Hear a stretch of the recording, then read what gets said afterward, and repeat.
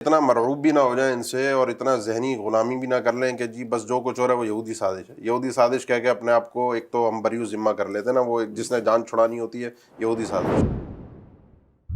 لیکن ہم یہ دیکھ رہے ہیں کہ بڑی تیزی سے جو ابھرتی ہوئی سپر پاور ہے چائنا, اس کی بنیادی وجہ یہ کہ اس نے اپنی پاپولیشن کا استعمال صحیح طریقے سے کیا, اور وہ حالانکہ دنیا کا سب سے بڑا آبادی کے لحاظ سے سب سے بڑا ملک ہے, اور اسی آبادی کو اس نے اپنا جو ہے وہ ایک ہتھیار بنایا ہے, اور وہ کہاں سے کہاں پہنچا ہوا ہے. تو یہ بات تو خود آج کی دنیا ثابت کر رہی ہے کہ یہ تصور آپ کا کانسیپٹ ہی غلط ہے.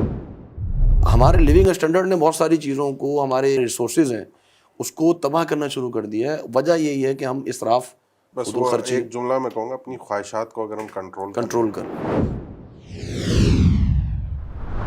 کچھ چیزیں ہمارے جو ہے نا وہ اصل میں وہمی اور ذہنی کچھ ہم نے اپنی طرف سے نا کچھ اسباب بنا لی ہیں, کچھ وجوہات بنا لی ہیں. مہنگائی کی یہ وجہ ہے. ایک تو ہمارے یہاں بڑا جملہ ہمیں, کیونکہ کووڈ کا جب سے معاملہ چلا نا, تو ویکسین اور یہ اور وہ اور یہودیوں کی سازش, ہر چیز ایک تو ایسا لگتا ہے کہ یعنی نعوذ باللہ, یعنی تصور ہے کہ لوگ کہتے تو نہیں ہے, نہ ان کے ذہنوں میں یقیناً ہوگا, لیکن ایسا محسوس ہوتا ہے جیسے اللہ اس دنیا کا نظام چلا ہی نہیں رہا. جو کچھ چلا رہے ہیں وہ یہودی, فری میسن اور یہ دنیا کا, پوری ورلڈ جو ہے کنٹرولڈ ہے اور ان کے ذریعے سے ہے, اور کوئی جو ہے اللہ کا تو جیسے کچھ تدبیر ہے نعوذ باللہ کچھ بچا ہی نہیں ہے. اور بہرحال دجال آئے گا, اس میں کوئی شک نہیں ہے, اور دجال کے جو اختیارات ہیں وہ حدیث میں موجود ہیں, اس میں بھی ہمیں کوئی شک نہیں ہے, لیکن وہ سب کچھ اختیارات بھی تو اللہ کی طرف سے عطا کرتا ہے. تو ہم اس طریقے سے اتنا مرعوب بھی نہ ہو جائیں ان سے اور اتنا ذہنی غلامی بھی نہ کر لیں کہ جی بس جو کچھ ہو رہا ہے وہ یہودی سازش ہے. یہودی سازش کہہ کے اپنے آپ کو ایک تو ہم بریو ذمہ کر لیتے ہیں نا, وہ جس نے جان چھڑانی ہوتی ہے یہودی سازش. اور دوسرا ایک اور وجہ جو ایک وہمی یا ہمارے ایک خیالاتی اور تصوراتی جو ہمارے ذہنوں میں بٹھائی گئی ہے کہ جی دنیا کی آبادی بڑھ رہی ہے, انسانوں کی اکثریت, اب دنیا کے اندر اتنے وسائل نہیں ہیں کہ ان چیزوں کو پورا کر سکے, ساری انسانیت کے لیے کافی ہو, جو اناج ہے, جو ضروریات زندگی ہیں وہ ساری کیوں نہیں ہے. جب ہر سال بڑھ رہی ہے, اب ماشاء اللہ پاکستان کو ہی دیکھ لیں, پاکستان سنے آزاد ہوا تو 3 کروڑ آبادی تھی, آج آداد بتاتے ہیں 22 کروڑ, میرا خیال ہے شاید اس سے بھی زیادہ ہوں. بالکل. لیکن جو کچھ ہے, جس طرح آپ رہ رہے ہیں, جس طریقے سے آپ کوئی ہے ایکسپورٹ کر رہے ہیں چیزوں کس کو یہ ہے جو یعنی جس کو مطلب اسراف ہمارے ہیں نا, مطلب لوگ کھانا ضائع بھی کرتے ہیں, برباد بھی کرتے ہیں, پیسہ ضائع بھی کرتے ہیں, تو وہ لیول نہیں ہے چیزیں. ورنہ مطلب کوئی بھی بھوکا تو نہ مرے, بالکل, مطلب کوئی پانی سے محروم ہو, کوئی ہوا سے محروم ہو, کوئی ہوا کی کمی ہو گئی ہو کہ جی آکسیجن کم ہو گیا ہے تو یہ لوگوں کے لیے پورا نہیں ہوگا. ٹھیک ہے نا, الم نجعل الارض کفاتا احیاء وامواتا, یہ زمین کافی ہے زندہوں کے لیے بھی, مرنے والوں کے لیے بھی یہ زمین کافی ہے اللہ کے. یہ تو یہ دو چیزیں ہمیں جو ذہنی ہمارا ایک جو بگاڑ ہے نا, بلکہ اس میں اگر آپ دیکھیں تو ہمارے یہاں تو خیر یہ تصور بٹھا دیا گیا کہ جتنی آبادی بڑھے گی, جتنی پاپولیشن ہوگی, اتنا زیادہ جو ہے برڈن ہوگا, اقتصادی طور پہ آپ کو بڑے مسائل کا سامنا کرنا پڑے گا. لیکن ہم یہ دیکھ رہے ہیں کہ بڑی تیزی سے جو ابھرتی ہوئی سپر پاور ہے چائنا, اس کی بنیادی وجہ یہ کہ اس نے اپنی پاپولیشن کا استعمال صحیح طریقے سے کیا, اور وہ حالانکہ دنیا کا سب سے بڑا آبادی کے لحاظ سے سب سے بڑا ملک ہے, اور اسی آبادی کو اس نے اپنا جو ہے وہ ایک ہتھیار بنایا ہے, اور وہ کہاں سے کہاں پہنچا ہوا ہے. تو یہ بات تو خود آج کی دنیا ثابت کر رہی ہے کہ یہ تصور آپ کا کانسیپٹ ہی غلط ہے. ہاں, یہ بات میں اسی طرف آ رہا تھا جو آپ نے ذکر کی کہ وسائل کا جو استعمال ہے, یعنی ہمارے لیونگ اسٹینڈرڈ جو ہے, اب صرف اگر آپ ایک چیز پانی کو لے لیجیے, اب ہمارے یہاں پانی کا جو استعمال ہے, اب ہمارے یہاں پانی آتا ہے گھروں میں, کئی کراچی میں تو خیر کافی مسائل ہیں, ٹینکرز وغیرہ کی چیزیں آتی ہیں, لیکن یہ کہ اب استعمال کیسے ہے. اب اگر آپ نبی صلی اللہ علیہ وسلم کی طرز زندگی کو دیکھیں اور ہمارا طرز زندگی دیکھیں, صرف آپ ٹوائلٹ کا استعمال دیکھ لیں کہ ہم جب واش روم جاتے ہیں تو ہم فلش کرتے ہیں, فلش میں کتنا پانی ہم ضائع کرتے ہیں, وضو کر رہے ہیں تو وضو کرتے ہوئے کتنا پانی ہم ضائع کرتے ہیں, نل کھلا ہوا ہے پانی استعمال کر رہے ہیں. دعا کہ لوگ ایسے آئیں گے جو ہے وہ طہارت کے اندر زیادتیاں کریں گے, تو طہارت میں ہی زیادتی ہے. تو اب آپ ہمارا لیونگ اسٹینڈرڈ صرف ایک جو انتہائی قیمتی ترین چیز ہے جس کو ہم زندگی کہتے ہیں پانی کو, اس کو ہم کتنا ضائع کر رہے ہیں. برتن دھو رہی ہیں خاتون تو وہ نل کھلا ہوا ہے اور برتن دھو رہی. اب یعنی ایک ایک آپ کا جو واٹر ٹینک ہے, جو ہمارے انڈر گراؤنڈ ٹینکس ہوتے ہیں, مطلب ایک ایک دن میں خالی ہو جاتا ہے, حالانکہ اتنی آبادی نہیں ہے. اور آپ دیکھیں کہ یہ واٹر ٹینک جو ہیں جو ایک ایک گھر میں بنے ہوئے ہیں, مدینہ کے اندر ایک محلے کے لیے وہ کافی ہو جاتے تھے. تو وہ ہمارے لیونگ اسٹینڈرڈ نے بہت ساری چیزوں کو, ہمارے ریسورسز ہیں اس کو تباہ کرنا شروع کر دیا ہے. وجہ یہی ہے کہ ہم اسراف, بس وہ ایک جملہ میں کہوں گا, اپنی خواہشات کو اگر ہم کنٹرول کر لیں. حکومت کو گالیاں دے کر, آپ لان تان کر کے, یہودی سازش قرار دے کر, دوسروں کو برا بھلا ٹھہرا کر, یہ دل کی بھڑاس تو آپ نکال لیں گے, لیکن ہاتھ میں آپ کے کچھ نہیں, حقیقت میں کچھ نہیں. اس میں جو اب ہمارا جو لائف سٹائل ہو گیا نا, مطلب پہلے لوگ گزارا کر لیتے تھے, ایک گھر میں ایک گاڑی ہے تو وہ بھی کافی ہے, لیکن اب یہ ہے کہ ہر گھر میں جو ہے نا ہر فرد کی گاڑی الگ ہونی چاہیے.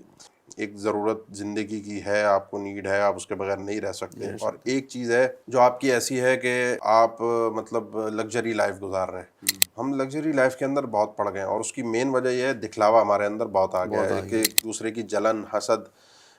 کہیں بیٹھتے ہیں نا، اب ہمارے میں نے نوٹ کیا ہے برانڈز اور یہ دکھانا. مطلب نیا موبائل آیا، مجھے ایک چیز بتائے نا، آئی فون کیا اگر ماڈل چینج ہو رہا ہے کوئی فرق نہیں آیا اس میں. آپ نارمل آدمی ہیں، آپ کو کوئی پروفیشنل بھی نہیں ہے کہ چلو نئی چیز آئی ہے اس میں کوئی ایسا کوئی فنکشن ہے، ایسی کوئی چیز ہے جو میرے کام کی ہے، مجھے ضرورت ہے چینج کرنے کی، چلو میں کر لوں، اچھی چیز ہے، مفید ہے. بس صرف کیا ہے وہ لے کر جو ہے نا اس کے پھر وہ شیشے کے اندر سیلفی لے کے دنیا کو دکھانا ہے کہ میرے پاس جو ہے وہ نیا آئی فون میں نے پہلے خرید لیا. کہیں وزٹ کر رہے ہیں ہوٹل پہ تو وہاں دکھانا، مطلب دنیا کو. یہ جب ہم یہ جو جس ریس میں ہم لگ گئے نا، یہ ریس میں ہم نے لگنا نہیں تھا. یہ جو آپ کے پاس گاڑی ہے صحیح چل رہی ہے، آپ کے پاس نارمل ہے، اچھی سواری ہے، اسی کمپنی کی اگر نیا ماڈل لانچ ہو جائے تو اب آپ اپنی بے عزتی محسوس کرتے ہیں کہ میرے پاس اب تک، حالانکہ آپ کی گاڑی میں کوئی خرابی نہیں ہے، آپ کے جو زندگی کی ضروریات ہیں اس میں پوری ہو رہی ہے، لیکن آپ نے چونکہ دکھانا ہے، لوگوں کو بتانا ہے، تو اب آپ اس ریس میں لگے ہوئے ہیں کہ اب نیا ماڈل لینا. اور یہ ہمارے جو برانڈز ہیں اور ان کی جو مارکیٹنگ ہے ان کا اسٹائل ہی یہی ہے کہ لوگوں کو اس ریس کے پیچھے لگاؤ تاکہ ان کی چیز بکے. تو غریب آدمی کے لیے تو بہرحال یہ چیزیں نہیں ہیں نا. غریب آدمی تو بہرحال ان چیزوں کو سمجھے کہ مقصد وہ بھی اس ریس میں لگ گیا. یہ ایک بڑا ہمارے یہاں جو پرابلم ہے وہ یہ کہ جو مڈل کلاس ہے یا غریب آدمی ہے وہ بھی اس ریس میں لگ گیا. اور یہ بات آپ کی بالکل صحیح ہے جو نبی صلی اللہ علیہ وسلم نے بھی فرمائی تھی صحابہ سے کہ مجھے یہ خوف نہیں ہے کہ تم فقر کی وجہ سے مارے جاؤ گے، بلکہ خوف یہ ہے کہ دنیا تم پر کھول دی جائے گی، پھر تم اس ریس میں لگ جاؤ گے. تنافسوا، تم اس میں تم ایک دوسرے سے ایک ریس تمہاری شروع ہو جائے گی، ایک کمپٹیشن شروع ہو جائے گا. پھر وہ کمپٹیشن کہاں لے جائے گا تمہیں؟ فرمایا کہ پھر تمہیں ہلاک کر دے گا. یہ جس ریس میں ہم لگے نا، اب جو دوسرا ہمارا تھا نا، یہ ریس اللہ نے ہمیں دی ہے آخرت کے لیے. وفی ذالک فلیتنافس المتنافسون. یہ جو ریس ہے نا، یہ آپ نے آخرت کے لیے لڑنی ہے کہ جنت میں میں پہلے جاؤں، جنت میں میرے پاس اونچا مکان ہو، جنت میں اونچا محل ہو، سب سے آگے میں ہوں، اللہ کے نبی کی مجھے رفاقت نصیب ہو. مومن کو جو یہ ہم اور غم دیا گیا ہے وہ دنیا کے حوالے سے، یہ ٹینشن پریشانی اس کی یہ نہیں ہونی چاہیے. مہنگائی بڑھ گئی ہے. تابعین ہیں جن کے پاس لوگ آئے اور انہوں نے آ کر کہا کہ شکایت کی کہ جی مہنگائی بہت ہو گئی ہے، ریٹ بڑھ گئے. تو اگر مجھے اس سے کوئی پرواہ نہیں ہے، یہ اگر جو کا ایک دانہ اگر 10 دینار کا بھی بکے مجھے کوئی ٹینشن نہیں ہے، کیونکہ جو اللہ جو ہمیں آسانی اور کشادگیوں میں رزق دیتا ہے وہ ہمیں اس تنگی میں، اس مہنگائی میں بھی، یہ میری ٹینشن نہیں ہے.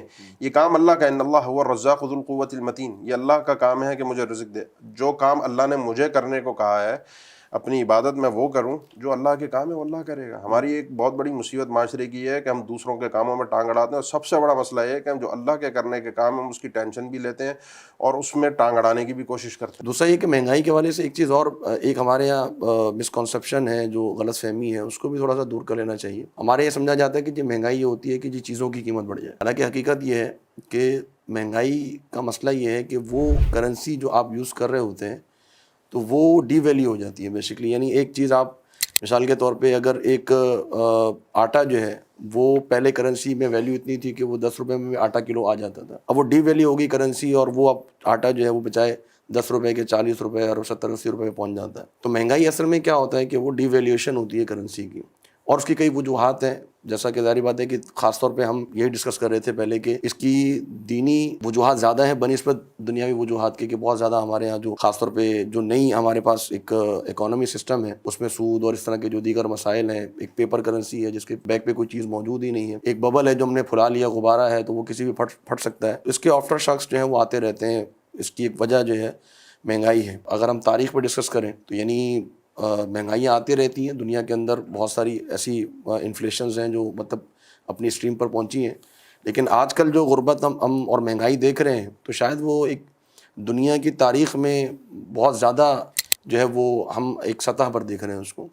تو یہ ظاہری بات ہے کہ اس کی کچھ وجوہات ہیں، بغیر وجہ کے یہ چیز نہیں بن جاتی ہے. اور زیادہ تر وجوہات جو ہیں وہ جو ہم جو آبزرو کر رہے ہیں، جو ہم جائزہ لے رہے ہیں، تو وہ بجائے مادی کے جو ہے وہ دینی وجوہات زیادہ ہوتی ہیں، جس کی طرف لوگوں کا جو ہے وہ نہیں ذہن جاتا ہے.